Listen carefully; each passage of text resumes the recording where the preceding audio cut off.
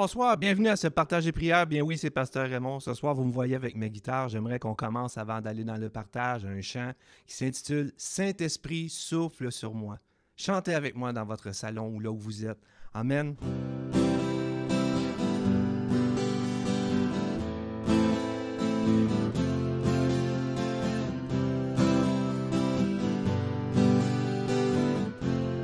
Vous êtes prêts? Saint-Esprit souffle sur moi, anime la flamme dans mon cœur. Saint-Esprit souffle sur moi. Saint-Esprit souffle sur moi, anime la flamme dans mon cœur. Saint-Esprit souffle sur moi. Souffle au plus profond de mon être, la flamme de Dieu. Saint-Esprit, Saint-Esprit souffle sur moi, anime la flamme dans mon cœur. Saint-Esprit souffle sur moi. Saint-Esprit, Saint-Esprit souffle sur moi, allume la flamme dans mon cœur.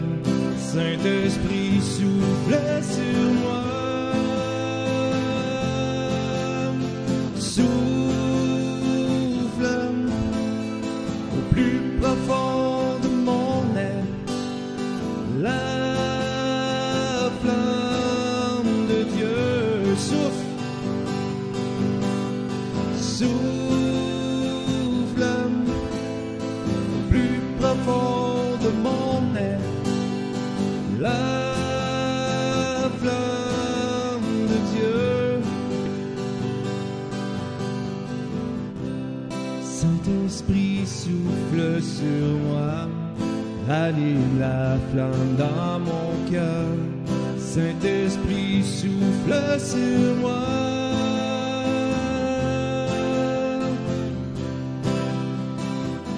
Amen.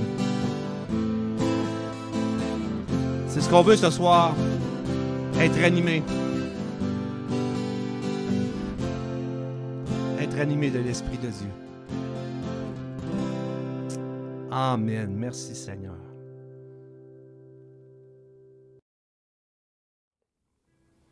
Amen.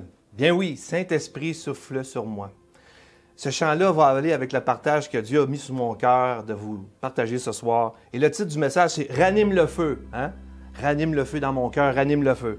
Vous savez, le mot « ranime », je me suis penché ce que voulait dire ce mot. Parce que c'est important les mots. Vous savez, aujourd'hui, c'est important de regarder ce que les mots veulent dire. Les mots ont un sens. Et dans le Petit Larousse, le mot « ranime », c'est « redonner la vie », la vigueur, le courage.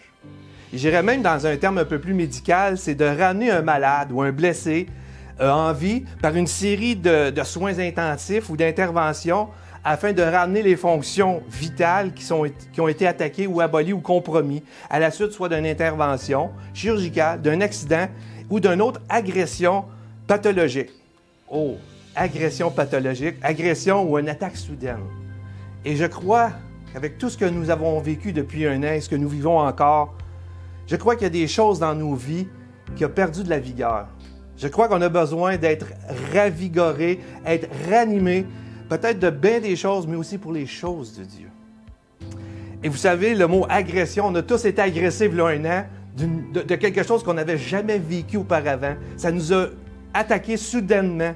Et cela a peut-être découragé, peut-être faire perdre la vigueur, puis peut-être même amener à plus avoir le goût de faire des choses de tous les jours, puis peut-être même le goût de faire des choses ou de faire ce que Dieu nous demande de faire. Et vous savez, en même temps, quand je méditais sur ce passage, vous savez, on est au printemps.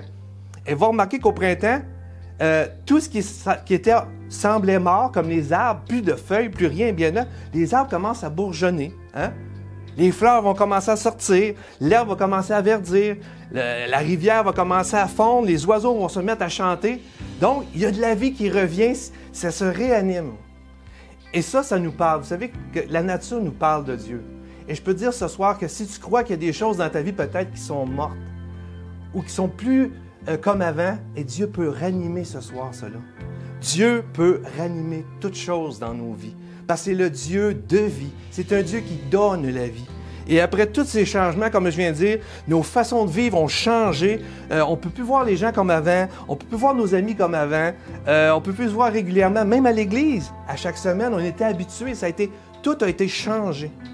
Et se peut-il que le feu, pour bien des choses, ou pour Dieu, s'est éteint ou s'est refroidi?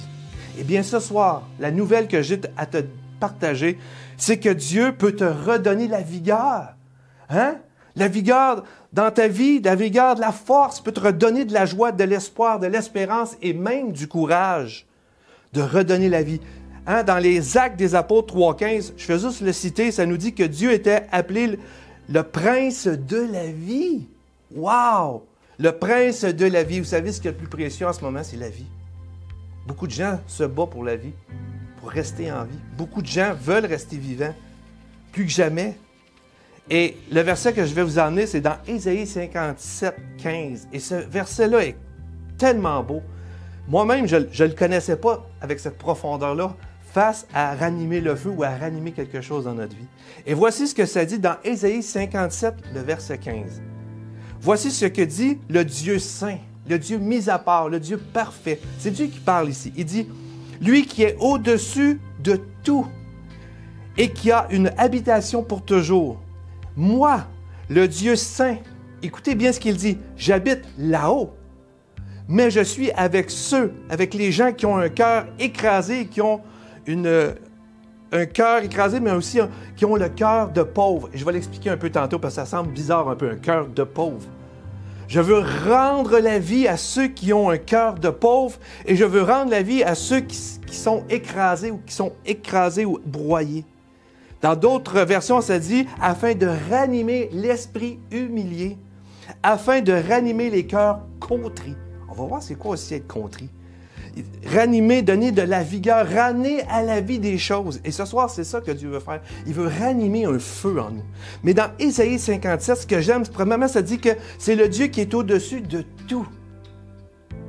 Et ça, c'est important de comprendre que Dieu est au-dessus de tout. Au-dessus de toutes circonstances. Et vous savez, la situation que nous vivons depuis un an, elle est au-dessus de bien des gens. Même les gouvernements ont de la misère avec ça, à gérer tout ça, parce que c'est au-dessus d'eux. Et que ça prend quelque chose de plus haut que qu'est-ce que nous vivons pour être en sécurité et s'en sortir. Et je crois que ce soir, la seule personne qui est au-dessus de tout, c'est Dieu. Et ce que j'aime de Dieu, quand il est au-dessus de tout Dieu, ça ne veut pas dire qu'il est dictateur, mais il est au-dessus de la situation pour en prendre contrôle et voir telle qu'elle est la situation afin de la régler. Parce que Dieu peut changer les choses. Moi, je crois que Dieu est un Dieu qui change les temps et les circonstances. Amen. Mais ça dit aussi que moi, Dieu, j'habite en haut. Souvent, on dit, ah, Dieu semble loin. Dieu, on dirait que des fois, il est loin. Parce qu'il habite très haut. Mais regardez ce qu'il va dire. Mais je suis aussi avec les gens qui sont écrasés et qui ont un cœur de pauvre. Ici, un cœur de pauvre, ça veut dire un cœur pauvre, ça veut dire pas un cœur pauvre qui n'a pas d'argent. Ça n'est pas dans le sens de l'argent, mais dans le sens d'humilité. Un cœur qui reconnaît qu'il lui manque quelque chose. Quand tu es pauvre, c'est parce qu'il te manque quelque chose. Mais ici, dans la Bible, c'est un cœur de pauvre en reconnaissant que Dieu est au-dessus de nous. Comme l'autre version, ça disait un esprit humilié ou un esprit d'humilité. Il faut être humble en ce moment pour dire Dieu est au-dessus de tout cela. Ça prend de l'humilité pour reconnaître que c'est pas toi qui es en contrôle, c'est Dieu. C'est pas le gouvernement qui est en contrôle, c'est Dieu qui est en contrôle de tout. Et ça, là, ça peut te redonner espoir et vie en sachant ça ce soir, que Dieu est au-dessus de tout. Hein? Dieu, oui, il habite aux cieux, mais il est près de ceux qui ont le cœur brisé, broyé, contrit. Et vous savez, le mot contrit, il y a deux sens. Contrit, c'est oui, c'est un cœur qui était broyé et écrasé. Est-ce que ton cœur a été broyé pendant cette pandémie? Est-ce que ta flamme pour Dieu a été broyée, a été réduite à moins de rien? Tu as peut-être moins le goût de lire la Bible. Tu as peut-être le goût de moins prier. Tu as peut-être, même pour les jeunes, tu as moins le goût d'aller à l'école aussi. Autant le goût de beaucoup de choses. Dieu a mis en nous toutes sortes de rêves. Et des rêves, c'est pas juste des rêves de lire la Bible, tout ça, parce que ça, c'est bien, mais il y a des rêves des rêves d'aller dans d'autres pays, des rêves de réussir une carrière, de se marier. Peut-être que tout ça est en train de s'éteindre à cause que tu ne vois pas l'avenir. Mais Dieu veut redonner vie à tous ses rêves, mais encore plus redonner vie à notre prière. Il veut nous redonner la joie, la paix et le bonheur. Ça se peut-tu que tu aies perdu la paix et le bonheur, l'espérance dans tout cela? Mais Dieu veut te ranimer, te ramener un feu pour la prière, un feu pour la lecture, un feu pour lui, un feu pour la parole de Dieu. Amen. Moi, je crois que Dieu peut le faire parce que c'est un Dieu qui vient pour un cœur contrit. Un cœur contrit, c'est broyé, confus, mais c'est aussi un cœur qui est repentant. La contrition, c'est un vieux mot, hein? Mais un cœur qui est prêt à reconnaître. Et c'est le secret ce soir. Tu veux vraiment être animé, reconnais que tu ne peux rien sans Dieu, que Dieu est au-dessus de ça et que Dieu est en contrôle, mais que Dieu veut te donner la vie. Parce que, comme j'ai dit, Jésus est le prince de la vie. Dieu est près de toi et près de moi. Si c'est la première fois que tu entends ce message-là ce soir, tu te dis, ah ben moi, je ne suis pas comme vous, je ne lis pas la Bible comme vous, je vais peut-être... Dieu, il dit qu'il est près de ceux qui ont le cœur brisé. Est-ce que tu as un cœur brisé, un cœur contrit? Est-ce que tu as perdu quelque chose? Tu te sens pauvre, tu te sens qu'il n'y a plus rien en toi. Mais Dieu, il est près de toi ce soir. Le psaume 34, 18 à 20, ça nous dit, quand les justes ou quand ceux qui obéissent au Seigneur crient, le Seigneur entend et les délivre de un petit peu de détresse. Non, ça dit de toute leur détresse. L'Éternel est près de ceux qui ont le cœur brisé, le cœur contrit, de ceux qui ont perdu la joie, la paix, le bonheur, le désir d'aller plus loin dans la vie, le désir de servir Dieu. Peu importe ton désir, ton rêve, Dieu veut ranimer ce soir cela. Hein? Il sauve ceux qui ont l'esprit dans l'abattement, dans le découragement. Ce soir, Dieu veut ranimer ton courage. Ranimer ta force, toi qui m'écoutes. Moi aussi, j'ai besoin de ça. Autant que vous, que Dieu vienne ranimer le feu, de nous redonner la force. As-tu perdu un peu ton amour pour ton prochain? Ton amour pour évangéliser? Ah, c'est rendu difficile de parler de Jésus. Mais Dieu veut ranimer notre cœur d'évangéliste. Il veut ranimer notre cœur joyeux, notre cœur en paix. Dieu veut faire cela ce soir. Et je termine dans 1 Thessaloniciens 5, 16 à 19, ça dit « Soyez toujours joyeux. » Hey, c'est-tu facile de dire ça devant la caméra comme ça? Mais c'est un défi de tous les jours de retrouver notre joie, malgré la circonstance. Priez sans cesse, je viens de le dire, de ramener un feu de prière. Et rendez grâce, chantez, louez, remerciez Dieu dans toutes choses, car cela est à votre égard la volonté de Dieu en Jésus-Christ. Et il finit, n'éteignez pas l'esprit. Afin d'avoir un esprit en feu, il faut être joyeux, plein de force, prier sans cesse, louer le Seigneur et par-dessus tout reconnaître qu'il est au-dessus de tout. Amen. Et j'aimerais prier pour vous ce soir avant qu'on termine avec le chant qui dit Saint-Esprit, Saint-Esprit, tu es le bienvenu. Viens dans nos cœurs. Amen. Et je vais prier pour toi, pour moi, pour chacun de nous parce qu'on en a tellement besoin. Seigneur Jésus, viens ranimer le feu dans nos cœurs, dans le mien et dans ceux qui écoutent.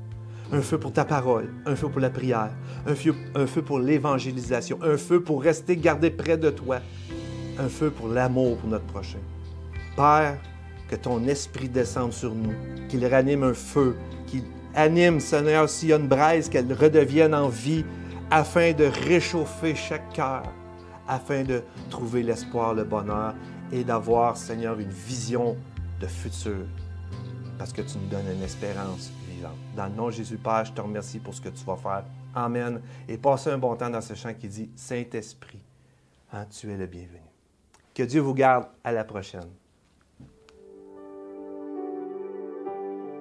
Tu es notre espoir, rien n'a plus de valeur, rien n'est aussi grand et rien n'est égal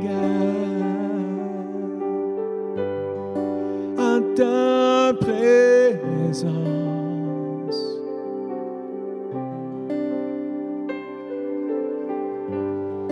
J'ai vu, j'ai goûté l'amour le plus doux, ma honte n'est plus, mon cœur est libéré. Dans ta présence,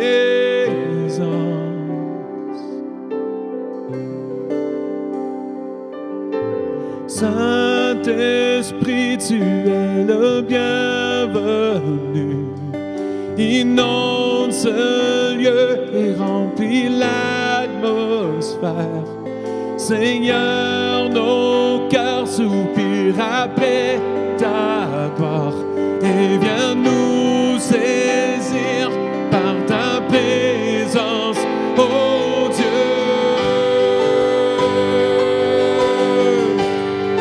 Par ta présence.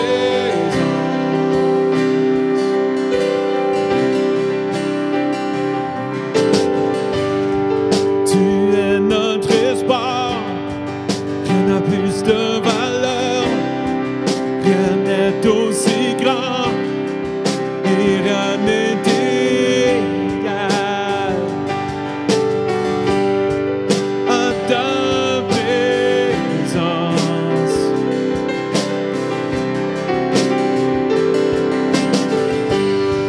J'ai vu, j'ai goûté l'amour le plus doux. Ma honte n'est plus, mon cœur est libéré.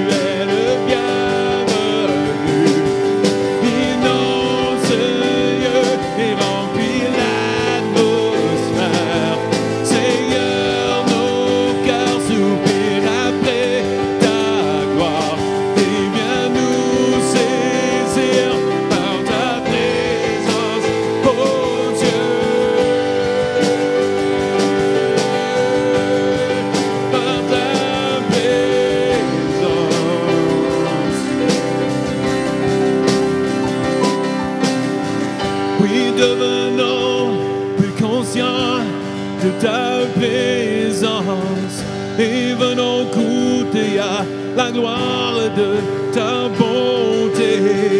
Oui, devenons plus conscients de ta présence et venons goûter à la gloire de ta bonté.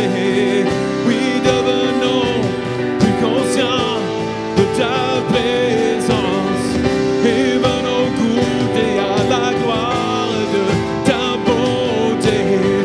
Oui, devenons plus conscients de ta présence et venons goûter à la gloire de ta bonté.